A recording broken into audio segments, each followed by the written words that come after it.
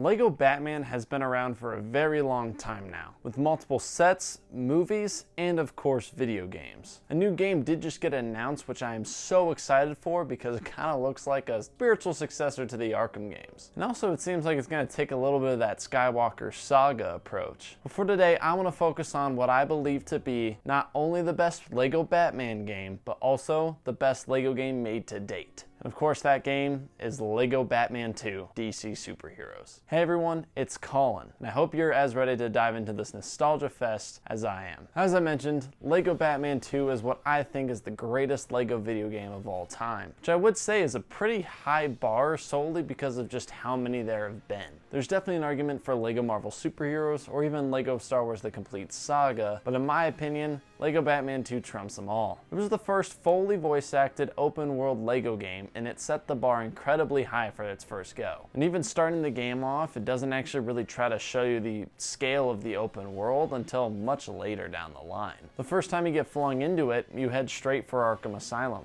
and that just leads to another level. But this first area itself is a lot larger than any other hub section we've gotten in the past. And also later down the line, it'll open up the second section of Gotham, and then following after that, there will be a third. It really does blow your mind just how big Gotham City is. This is a little off topic, but I feel like this was really lost in Lego Batman 3, as all of the small planets you could go to just kind of felt like small hub worlds and really not that interesting. Overall, just making them pretty unimpressive. But back to the game at hand, the roster for this game is huge. There's tons of other superheroes and other villains that you can play as and unlock, hence the name of the game. That means you can break the sound barrier with Superman by flying around Gotham City, or even run around the city as the Flash, making this the best Flash video game we've gotten to date. We seriously need one soon, and I don't feel like I'm the only one who's on board with this. The sheer amount of vehicles in the game is awesome as well. Now I pretty much only really use the Batmobile, but I do remember as a kid I would use the Batcycle and even that limo here and there. I would absolutely whip that thing as Bruce Wayne. Now when it comes down to the actual levels that this game has, nothing's very different from what you'd expect from a Lego game. The real fun with this game,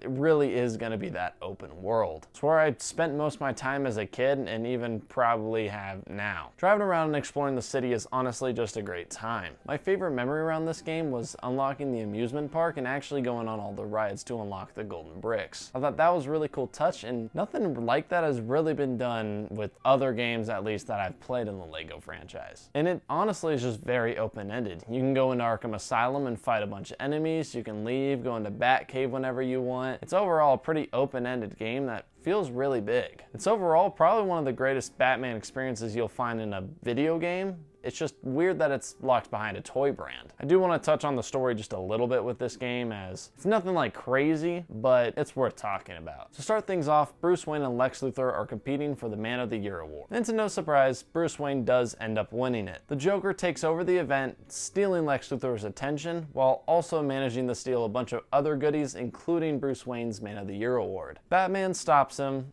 where he puts him in Arkham, and then Lex just breaks him out again. Lex's whole goal is to get a version of the Joker toxin to make people vote for him on the election coming up for the presidential campaign, which just happens to be the next day. And Joker, you know Joker, he just wants to take over Gotham and screw over Batman. Throughout the game, Batman and Robin team up with a lot of other DC superheroes like Superman, the Flash, Wonder Woman, Green Lantern, and your whole goal is pretty much to just stop these two villains. Although it's not a crazy story like I mentioned, most of the entertainment comes from either the jokes or the little charm that the Lego games have to offer. My favorites of that probably being at the very beginning when Lex Luthor says he despises Bruce Wayne and Joker says he despises Clark Kent. But at the end, it comes down to one big battle with the Joker robot where the superheroes will try to save the day. I mean, it is a Lego game aimed at children at the end of the day, so you can't really expect too much from it. Going back, the visuals do look really good, although I think I do prefer the newer approach to the Lego games where all the buildings are also made of Lego brick, opposed to just the characters and the objects throughout the world. That is a double-edged sword though, because I do believe that having a game like this and the environment being all rendered normally kind of makes it feel like more of a standard game experience. There's not really crazy stuff going on in this game's background, and I'm talking about the cutscenes like how you'd see with the modern games. Normally there's like just weird moments and attempts at jokes riddled throughout all these cutscenes for Lego games, but is noticeably absent here, which is kind of nice because none of the comedy in this game really feels over the top or overplayed or overall unwelcomed. Now, the game's biggest faults are probably the levels, and this is really just a problem I have with the entire LEGO formula opposed to this game specifically. It's really just a collect-a-thon, which doesn't take too much thought and is very straightforward. That being said, I did play these games a lot as a kid and I remember loving them. So it's safe to say I think they're hitting their target market pretty well. And this one kind of bundles back into the other thing, but characters like Superman and Wonder Woman are basically indestructible, which makes the game really easy and you can't really lose anything. But it does keep things pretty lore accurate with them. So there is that. But yeah, it kind of made it a glorified beat 'em up where you can't take any damage at all. So at points it gets a little mind numbing, especially playing this in longer sessions. Now on the other hand, like I've mentioned, there are lots of great things about this game. First up would definitely be the sheer amount of characters that you can choose from. There are 70 characters in this game, which is just crazy. I mean, it's by far not the most we've seen in a LEGO game. Other games have gotten a lot larger rosters. And the open world is just absolutely stellar, having boss fights riddled throughout it, and just fun little collectibles and mini games to play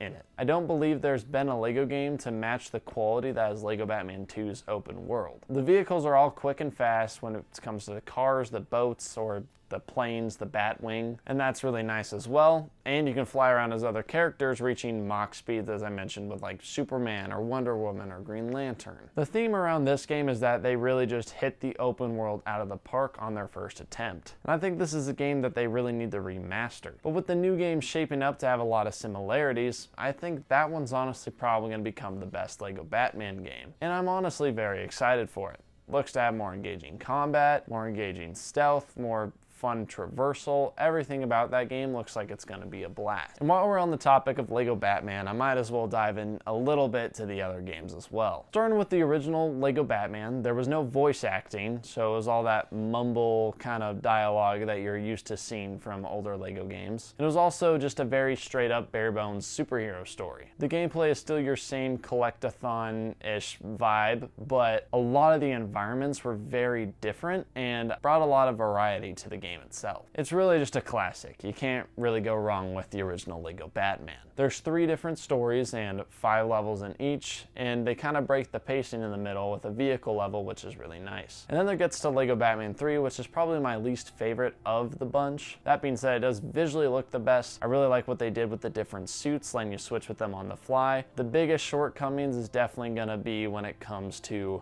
how they did their open world. It's really cool concept going to different planets, doing the whole Justice League and the Watchtower, and having a bunch of references to Batman's lineage, but I overall think it was just a miss for me. Now, it does get bonus points for being the only game to have Batman Beyond playable, even though it's DLC, but I remember I was freaking out as a kid when I could get Terry McGinnis for the first time. The other thing is more just a personal pick of mine. I don't really like the artwork on the minifigs in this one. They're all styled after the New 52, which I actually don't mind the way those comics look. I actually think they look very good, but there's something off-putting about the New 52 look on these minifigs, especially with Batman. He just has stubbier ears, and I like my long ears, okay? That's a pretty important thing to me. And my last little nitpick is that the main antagonist is Brainiac, which I will say is probably more different than Joker, or I don't know, he has a ton of games out there where he's the antagonist. But like right around this time as well, we had Injustice 2, and then we had Suicide Squad Kill the Justice League come out not that long ago, and Brainiac's done the exact same way every single time. And so it kind of almost feels like you're playing the exact same story throughout all of them, with different ways the characters turn to